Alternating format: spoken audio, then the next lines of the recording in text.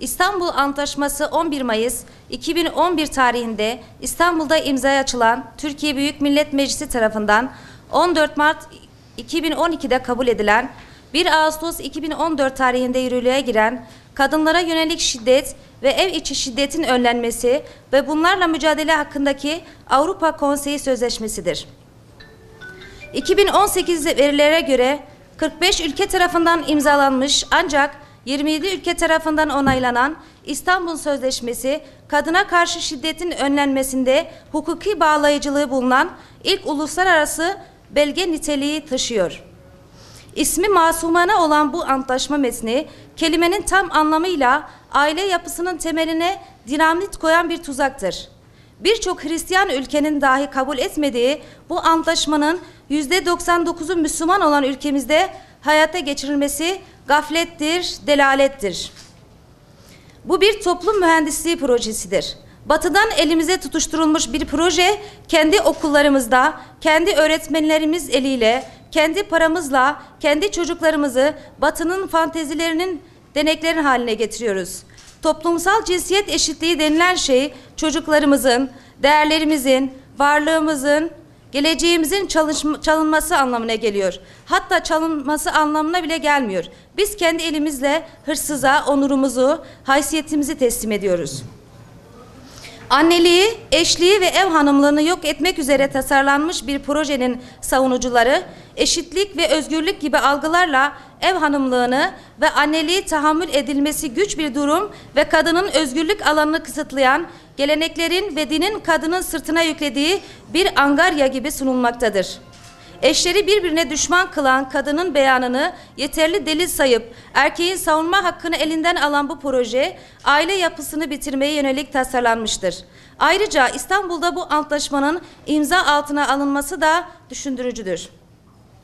Projenin benimsediği cinsiyetler arasındaki farklılıkları tamamen yok sayan anlayışın kadın ve erkek cinslerinin kendilerine özgü niteliklerini anlamsız kıldığı, dolayısıyla bu anlayışın cinsiyetsizlik algısını pekiştirdiği açıktır. Bu anlaşma hayata geçtikten sonra ailede şiddet bitmemiş, aksine hortlamıştır. Çünkü bu antlaşma kadın ve erkeği bir bütünün tamamlayıcıları değil, birbirlerinin rakibi ve düşman haline getirmiştir. Allah Celle Celaluhu şöyle buyurmaktadır: onda sükun bulup durulmanız için size kendi nefislerinizden eşler yaratması ve aranızda bir sevgi ve merhamet kılması da onun ayetlerindendir. Şüphesiz bunda düşünülebilen bir kavim için gerçekten ayetler vardır. Bir Müslüman ülkenin kadının haklarını korumak için Avrupa'nın kokuşmuş zihniyetine ihtiyacı yoktur. Çünkü Yüce Yaradan kadın ile kocanın aralarının açılmasından korkarsanız bu durumda erkeğin ailesinden bir hakem, kadının ailesinden bir hakem gönderin. Bunlar arayı düzeltmek isterlerse Allah da aralarında başarı sağlar. Oysa bu antlaşma eşleri barıştırmak değil, çatıştırmak için hazırlanmıştır. Bu sözde yasadan cesaret alan bir grup, %99'u Müslüman olan ülkemizde onur yürüyüşü adı altında bir kavmin helakına sebep olan iğrençlik adına gösteri yapma cesaretini göstermişlerdir.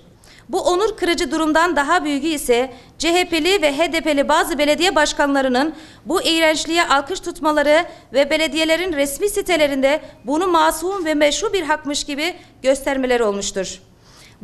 Bu cinsi sapıklara ve onlara destek verenlere en yetkili ağızlardan gereken cevabın verilmesini, İslam'ı ve kutsallarını aşağılayan bu azgın topluluğa karşı net bir duruş sergilemesini, memleketimizi felakete sürükleyen toplumsal cinsiyet eşitliği uygulamalarının İstanbul Sözleşmesi ve 6284 sayılı sözde Aile Koruma Kanunu'nun bir an önce yürürlükten kaldırılmasını, bunun yerine aileyi tahkim edecek, ahlaksızlığı önleyecek düzenlemelerin yapılmasını istiyoruz.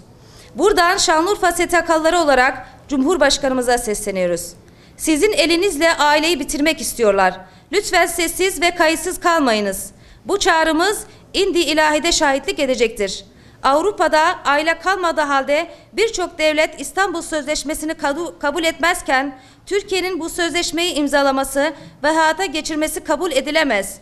Ailemizi, neslimizi ve geleceğimizi ifsad eden, devletimizin bekasını tehdit eden bu yasaların bir an önce kaldırılmasını talep ediyoruz. Şanlıurfa STK'ları Platformu.